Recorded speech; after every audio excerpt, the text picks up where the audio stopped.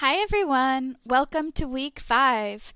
I've enjoyed reading your writing and going over your work and meeting with you in Zoom, so good work so far. We are beginning week 5, and in this video I'll be going over your assignments with you. One thing I recommend is when we finish a module to close or collapse it. So this is like a lot to scroll through each time, so I recommend you can collapse it so it's smaller. You can go back to it later if you want, but it doesn't get in the way. Okay, so you can focus on the week 5 module. Also, please go through the module. Okay, don't go just do your to-do list. Okay, the to-do list is good because it shows you what homework you have to do, but you might miss important lessons that aren't assignments if you just do the to-do list. Because we are online and we're not in person, I have to put the lessons here in the module. Okay, so make sure you go to the module and you go through each one, and I recommend doing it in order, and you can always go back later. But yeah, okay, let's go over it. This week we're focusing on the reading skill of identifying the main idea and supporting details. Last week we did inferences, and this week it's main idea and supporting details. We're going to learn words deeply by creating vocabulary maps. And this week you'll have the chance to use your artistic skills if you want, because drawing can really help you learn words. We'll be editing your writing so it has fewer verb and sentence errors, and trying to be more descriptive and use academic language. And for this week's discussion post, you'll be describing an important historical person or event. Okay, let's go over the to-do list. By Thursday, read chapters 7 and 8 of The Color of Water. So we're moving ahead in the book, and I'm so proud of you for keeping up. If you've fallen behind, don't worry, you can still catch up, okay? You can always go back and turn in late work, okay? Okay, read the chapter, annotate like we've been doing all the other weeks, and you're going to take a picture of 2 to 3 pages to show me your annotations, to show me that you're doing it. This week I'm not going to be so strict with the grading. I want you to develop your own system of annotating, okay? Do what works for you. But I do want to see notes and underlining and highlighting that you're actively reading. Okay, 3. This is the new vocabulary activity we're going to do this week. Let me show you. Okay, here's the reading support, the YouTube videos, and the flashcards to help you read. This is where you'll submit your annotation. If you have a hard time submitting it here, you can always text it to me.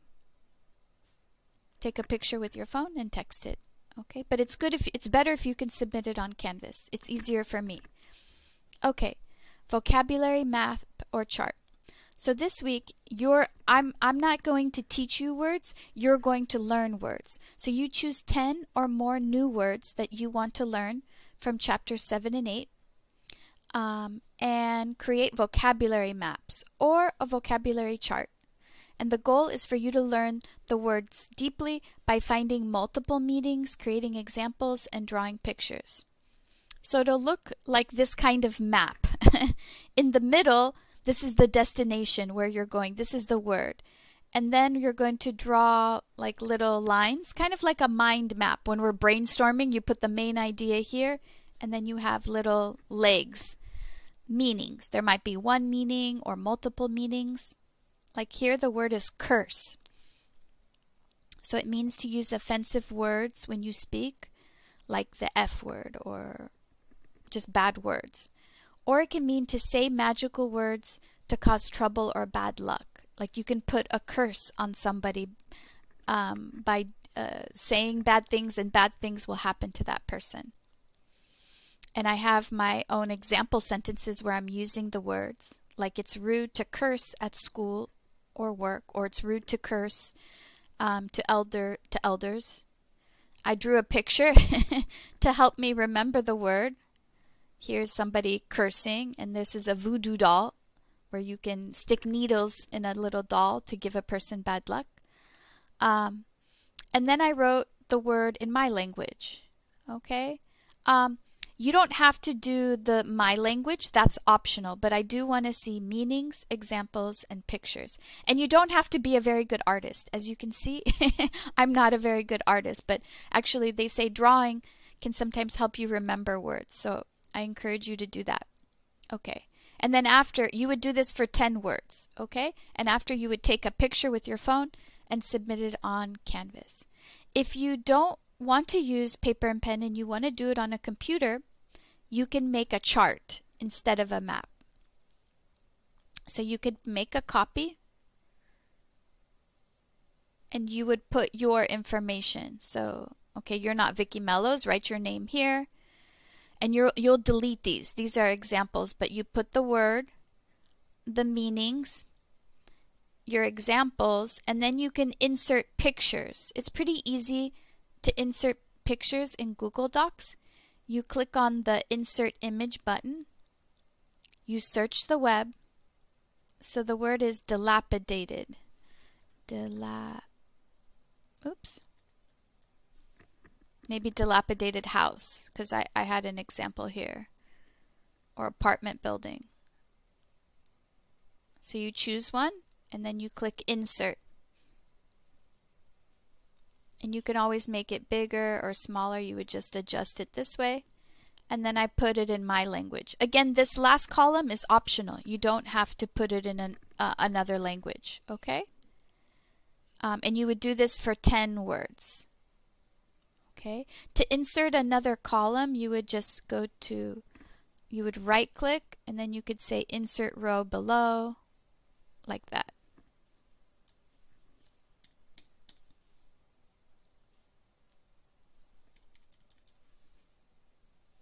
Okay, so that's the vocabulary homework. So this way you're choosing the words that you need to learn because you're all different. So maybe some of you know some words and some of you don't.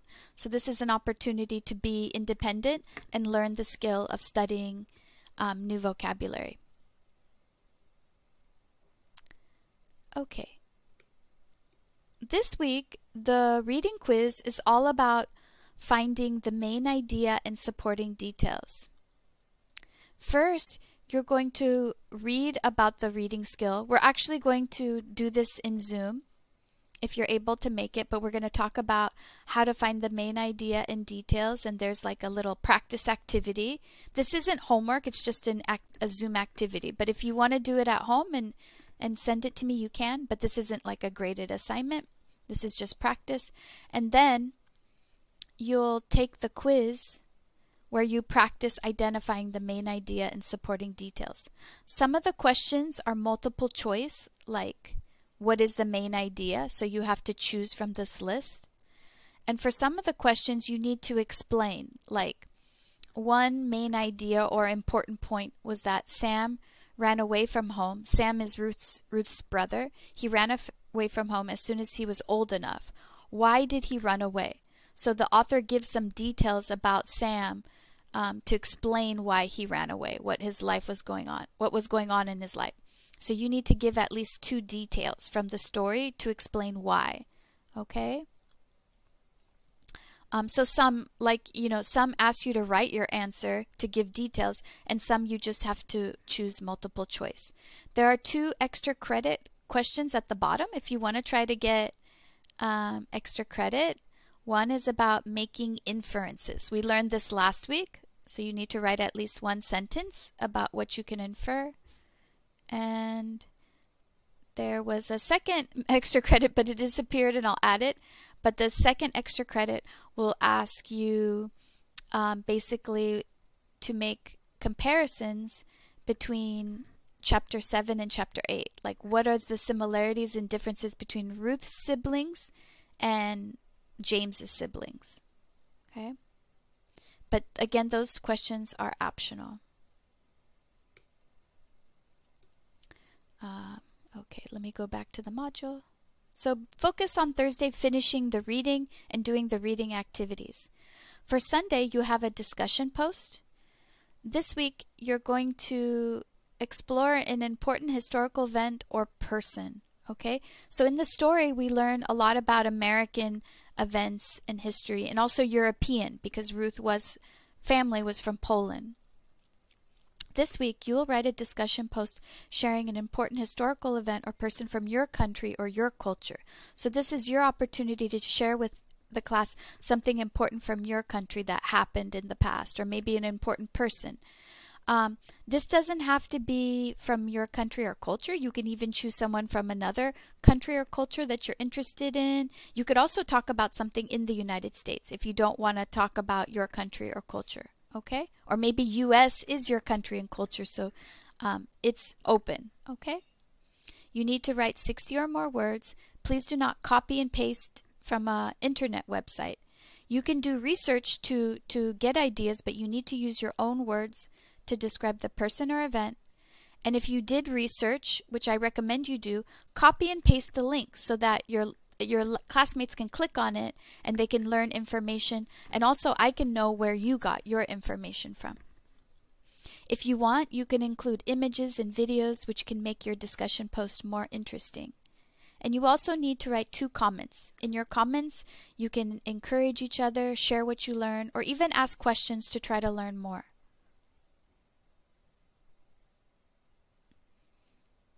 This week we're going to be focusing on verbs, simple past and present perfect. So I recommend clicking here and making a copy so you have a copy of the grammar worksheet. There's a chart that explains the difference between simple past and present perfect and some activities. Okay, we'll work on this a little bit in Zoom, but you will turn this in for homework. Okay, you can just type your answers here on this document, or you can write your answers on a piece of paper, take a picture, and then send it to me. Okay, so simple past and present perfect. I like this page right. Oh, and I also have some links for more practice if you want to learn more. I like English page because it gives charts. So, and it has exercises too. So I'm going to click here, simple past. So simple past is pretty simple. It's just a completed action in the past. So at some point in the past this happened. Like I saw a movie yesterday, right? And they usually end in ed. Like last year I registered at Palomar College. But we have a lot of irregular forms, like last 2 weeks ago I went to the zoo or something. So this is an irregular verb. It's the past tense of go. We don't say goed, we use went. Oops, not zoom. Zoo. And you can click here for a website that gives you lots of irregular forms. Okay, like begin, began. And we also have this past participle begun, which is helpful for the other verb tense, present perfect. Present perfect has different uses. I'm going to go back to this English page. One of the most common uses is from, I'm going to go down here. It's duration from the past until now. Like, I have had a cold for 2 weeks. So from 2 weeks ago until now, you have had a cold. You've been sick. Or I have been in England for 6 months. So that's how we use the present perfect to show the relationship from the past until now. But we use it in other ways too. Like another common way is for an unspecified time before now. So it happened in the past, like the simple past, but we don't know when. Like, I have seen that movie 20 times. I think I've met him once before, but I don't know when. And a lot of these you can use simple past too. Both would be correct. Like you could say, I think I met him once before. You don't have to have the have. How do we form the present perfect? We use have or has and the past participle. The regular is ed, but we have these irregular ones like become, became, become. Like he has become a teacher or he has become a doctor. So we use the past participle. steps, for that form. So for practice, you're going to find there's lots of simple past. So can you find 15 to 20 simple past verbs in The Color of Water, chapter 7 or 8? Find the base verb and find the past participle too, and then identify, is it regular or irregular? Is it ed regular or some kind of irregular verb? Choose 5 of these verbs that you want to practice using that you don't maybe normally use and write a story. And then practice the present perfect by answering these questions like, how long have you been studying English? I have been studying English for 5 years, let's say. And then underline your answer. You could put it in a different color also so I can see your answer. And again, you can handwrite this if it's easier than typing on Google Docs. Okay, like last time, we'll do a peer review for your paragraph. You'll read 2 of your classmates' paragraphs, and this is optional, okay? It's not a graded assignment, but I think sometimes it's helpful to read each other's writing. For this week, I want you to answer these specific questions in your comments. Did the student describe the person? Do you learn enough about this person and get a sense of who they are? So you could say like, I really like the way you describe this person. I feel like I know them. Or maybe to improve your paragraph, you can add some more details about where this person is from or who they are. Did you learn 2 to 4 ways this person influenced the student? And you could say something like, you did a good job explaining how your mom influenced you. Is there a topic sentence and conclusion sentence? You can say yes or no, encourage them. And are the supporting sentences organized? Is it easy to follow the student's ideas? So focus on these 4 things when you're giving a comment. And you're not giving grammar notes or grading the student. It's just a comment to help each other. Okay, you're just going to write in the comment box. But this link shows you how to do the peer review. Mentor text. So to improve our paragraphs, we're going to be looking at Barack Obama's A Promised Land and the paragraph 2 example. And we'll be doing this in Zoom, but practicing, okay, reading from a text and seeing, okay, well, I really liked how the writer, you said, she taught me the value of. So I'm going to use that in my writing. Missy taught me the value of. So you need to include at least one vocabulary word or maybe part of a sentence that you used from Barack Obama's A Promised Land or the paragraph 2 example to improve your academic language and vocabulary. And then you have your final draft, okay? Try to improve your paragraph, organize it better, add more specific details. Make sure you have a strong topic sentence and conclusion sentence, and improve your grammar and language. Make sure you add 1 or more sentences from the Promised Land and underline it. Check your verbs. Did you use past tense and present tense correctly? Try to improve your sentences. Did you use front structures? Did you put the comma in the right place? Do you have compound sentences? Okay. So these are the steps. Again, I'll be sending you feedback on the grades and in your inbox. So please check for that. I'll try to do it as soon as I can. They do take a long time for me to do, but I'll try to get it to you at the latest by Wednesday. And these are some reminders. Remember, you need to describe the person and say how they influenced you, 2 to 4 ways. All right, everyone. Have a great week 5, and I'll see you in Zoom. Bye.